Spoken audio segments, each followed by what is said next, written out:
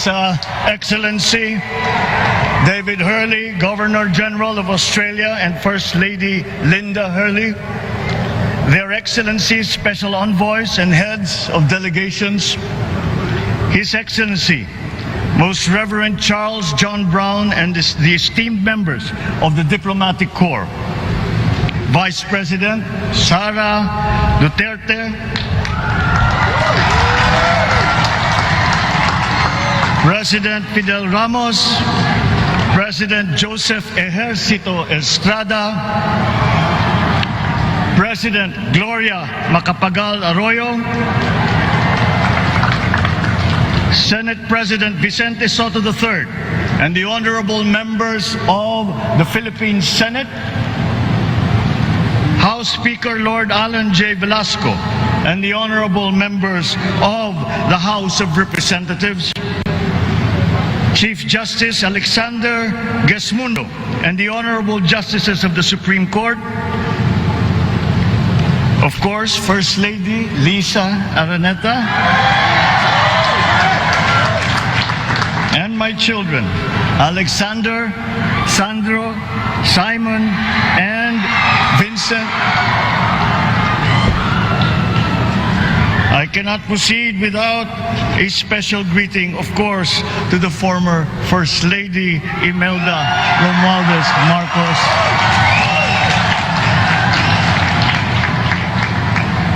Other distinguished guests, ladies and gentlemen, my friends, ang aking minamahal na mga kababayan,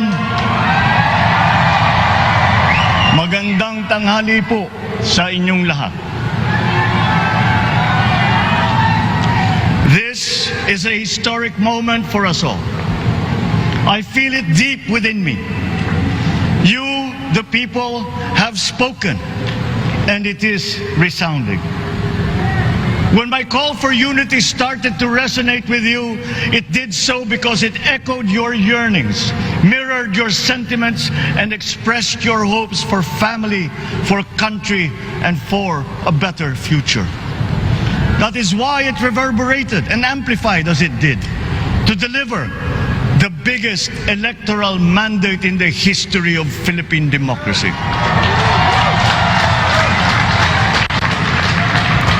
By your vote, you rejected the politics of division. I offended none of my rivals in this campaign. I listened instead to what they were saying.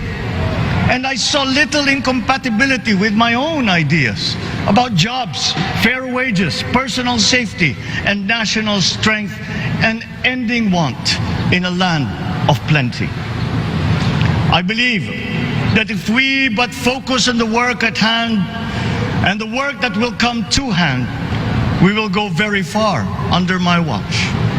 You believe that too. At pinakinggan ko ang tinig ninyo na ang sinisigaw ay pagkakaisa, pagkakaisa, pagkakaisa. We will go farther together than against each other, pushing forward, not pulling each other back, out of fear, out of a misplaced sense of weakness. But we are the furthest from weak. The Filipino diaspora flourishes even in the most inhospitable climes, where they are valued for their quality. The changes we seek will benefit all and will shortchange no one. I was not the instrument of change. You were that. You made it happen. I am now. You picked me to be your servant, to enable changes to benefit all. I fully understand the gravity of the responsibility that you've put on my shoulders. I do not take it lightly, but I am ready for the task. I will need your help. I want to rely on it. But rest assured, I do not predicate success on the wide cooperation that's needed. I will get it done. I once knew a man who saw what little had been achieved since independence. in a land of people with the greatest potential for achievement. And yet, they were poor. But he got it done. Sometimes with the needed support, sometimes without. So will it be with his son. You will get no excuses from me.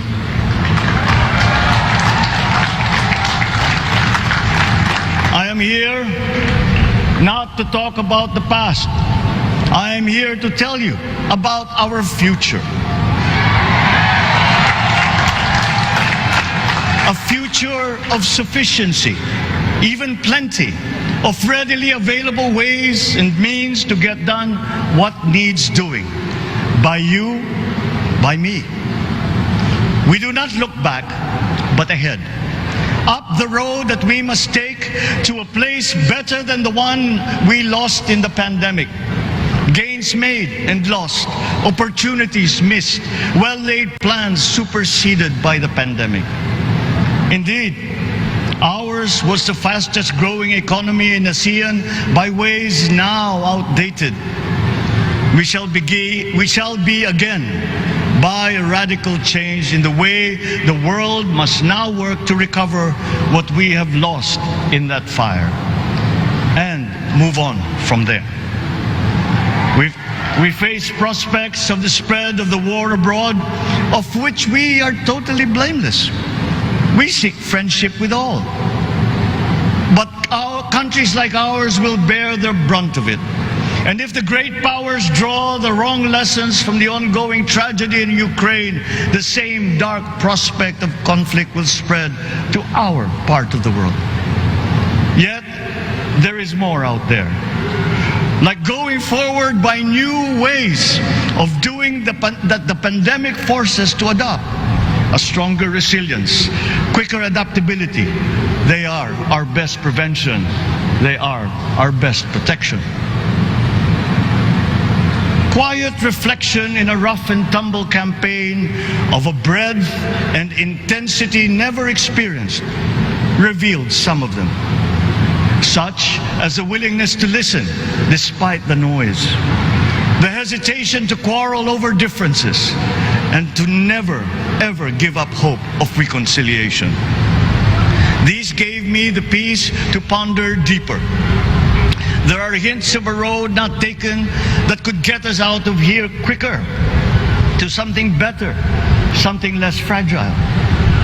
There is also what you, the people, did to cope. But this time empowered by new techniques and more resources. You got by, getting some of what you needed with a massive government help. And for this, I thank my predecessor for the courage of his hard decisions. But there is a way to put more means and choices in your hands. I trust the Filipino. Imagine how much more you'd achieve if government backstops instead of dictating your decisions. Always there to pick you up when you fall. Giving what you need to get past a problem. Imagine if it invested in your self-empowerment to bring it closer to taking on whatever challenges come. Imagine a country that, in almost every sense, is you.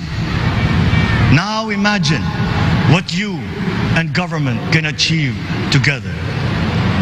We did it in the pandemic. We will do it again. But again, I will not predicate my promise to you on your cooperation. You have your own lives to live, your work to do, and there too I will help. Government will get as much done alone without requiring more from you. That is what government and public officials are for. No excuses, just deliver. It was like that once upon a time.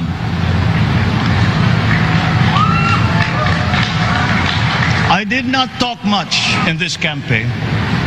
I did not bother to think of rebutting my rivals. Instead, I searched for promising approaches better than the usual solutions. I listened to you. I did not lecture you who has the biggest stake in our success. And the forthcoming State of the Nation will tell you exactly how we shall get this done. In this fresh chapter of our history, I extend my hand to all Filipinos.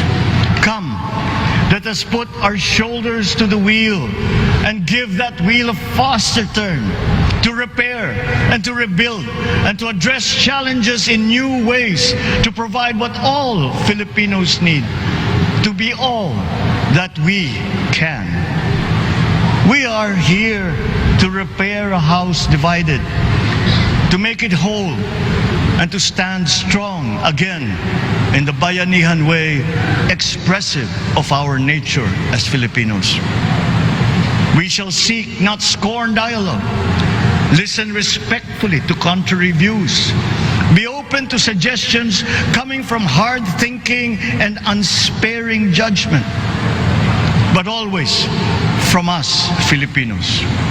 We can trust no one else when it comes to what is best for us. Past history has often proven that. Solutions from outside divided us. None deepened our understanding. They were always at our expense. Never forget, we are Filipinos. One nation, one republic, indivisible.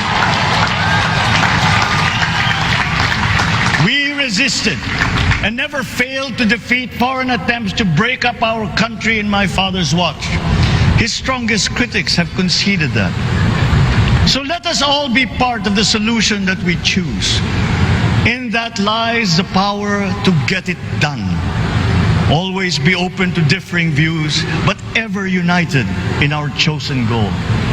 Never hesitating to change it, should it prove wanting. That is how agile, resilient republics are made. Our future we decide today. Yesterday cannot make that decision anymore, nor can tomorrow delay it.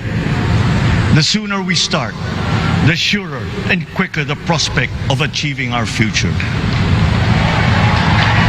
These are troubling times. What's happening to others can happen to us, but it will not. We see what's happening. We are witness to how it is being stopped, and we have seen the glory that crowns struggle against all odds. Giving up is not an option. We've been through times of bitter division, but united, we came through to this when it shall begin again, but better. The campaigns I've run have taken me here where I stand today. I listened to you, and this is what I have heard.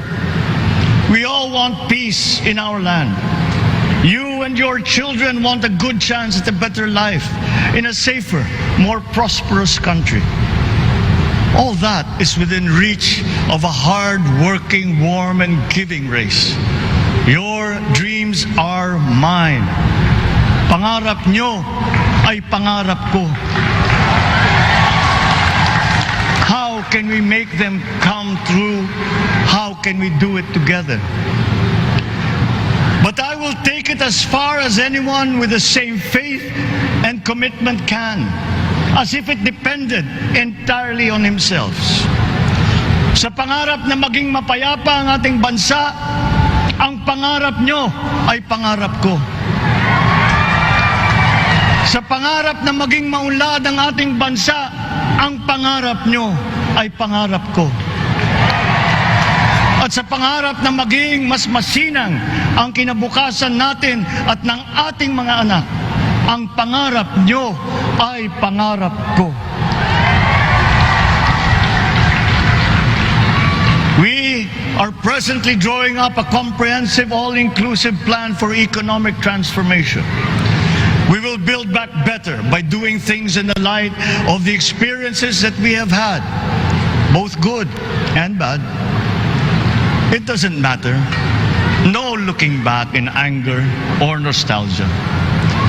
In the road ahead, the immediate months will be rough, but I will walk that road with you.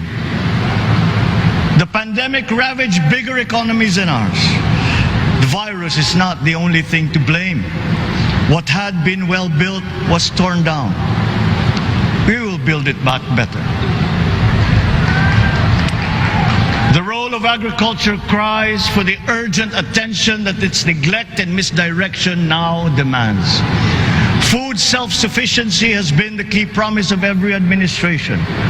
None but one delivered. There were inherent defects in the old ways and in recent ways too. The trade policy of competitive advantage made the case that when it comes to food sufficiency, a country should not produce but import what other countries make more of and sell cheapest. Then came Ukraine. The most vulnerable when it comes to food are the countries furthest away from the conflict, those bearing no blame for provoking it. Yet they face the biggest risk of starvation. If financial aid is poured into them, though it never is, there is nothing to buy. Food is not just a trade commodity. Without it, people weaken and die. Societies come apart. It is more than a livelihood. It is an existential imperative and a moral one.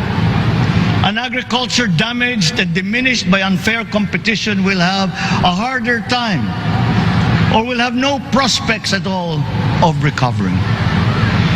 Food sufficiency must get the preferential treatment the richest free trade countries always gave their agricultural sectors.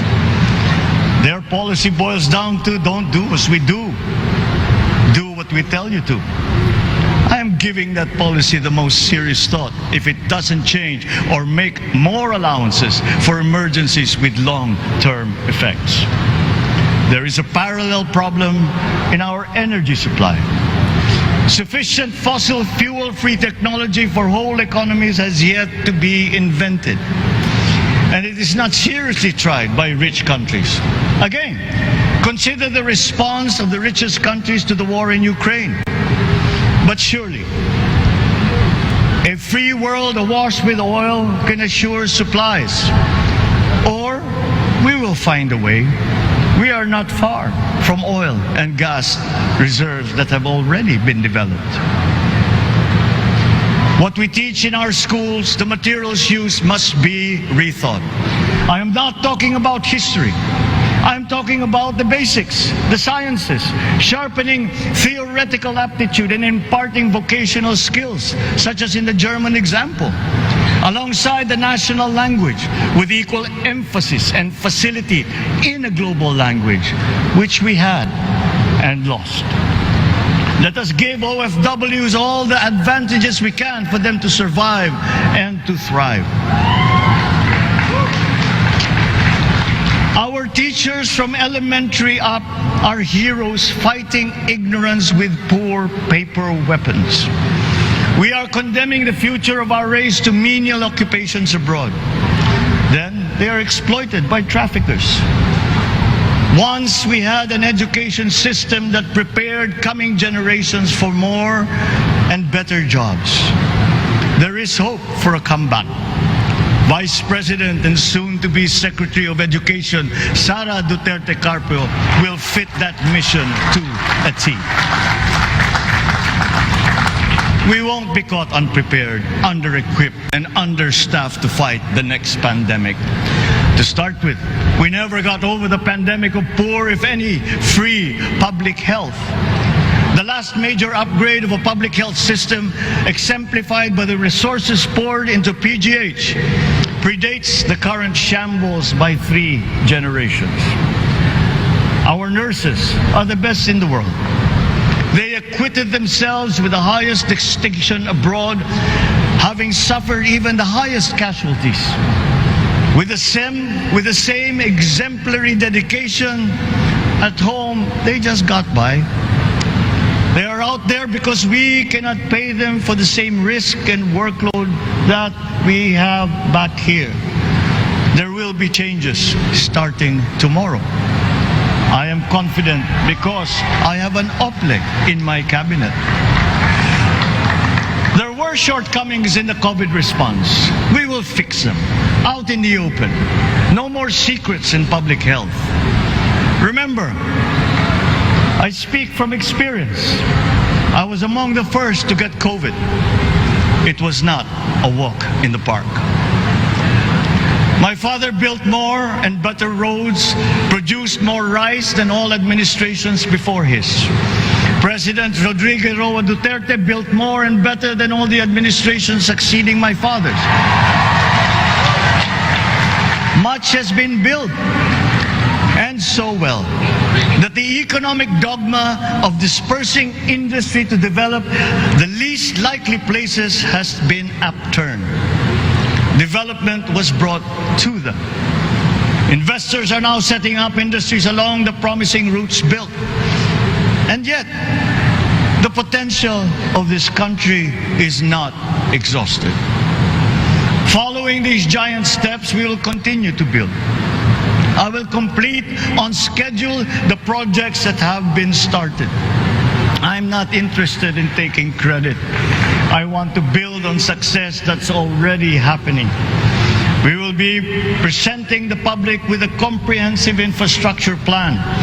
6 years could be just about enough time. No part of our country will be neglected. Progress will be made wherever there are Filipinos, so no investment is wasted. The recovery of Philippine tourism, with its emphasis on accessing nature's beauty, I am sure will exceed expectations. And bigger is not always better, but there's something to be said for economies of scale. And yet the country invites investments in fast-rising industries with quick returns and inflicts irreparable damage for future generations. We have yet to see large-scale practical solutions to pollution, though some are beginning to emerge. But there are tried and proven new ways of mitigation.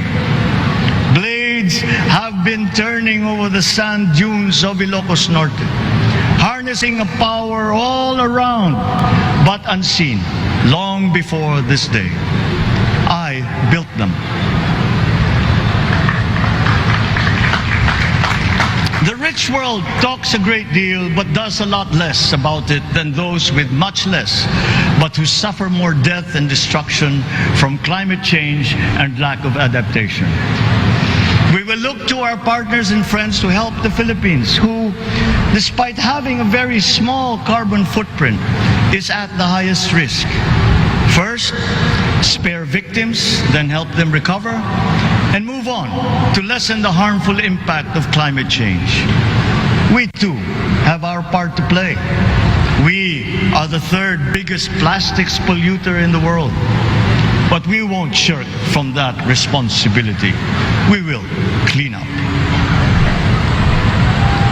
You will not be disappointed, so do not be afraid.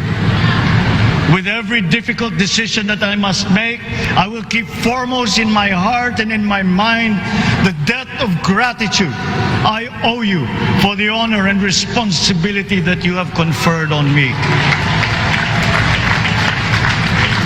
Whatever is in a person to make changes for the better of others, I lay before you now in my commitment. I will try to spare you. You have your other responsibilities to carry. But I will not spare myself from shedding the last bead of sweat or giving the last ounce of courage and sacrifice. And if you ask me why I am so confident of the future, I will answer you simply that I have 110 million reasons to start with. Such is my faith in the Filipino.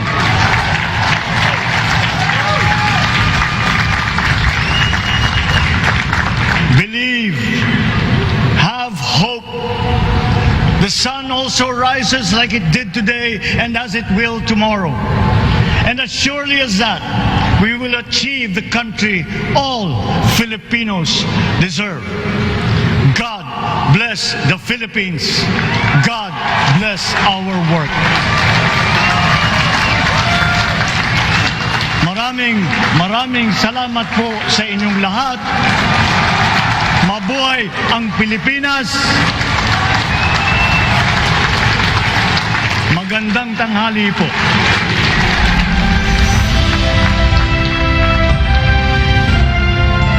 Excellencies, ladies and gentlemen, the President of the Republic of the Philippines, President Ferdinand Romualdez Marcos Jr.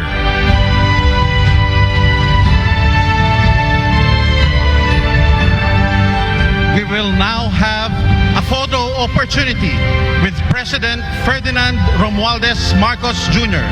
May we invite the first family on stage. First Lady Liza Araneta Marcos, Ferdinand Alexander Sandro Marcos, Joseph Simon Marcos, and William Vincent Marcos.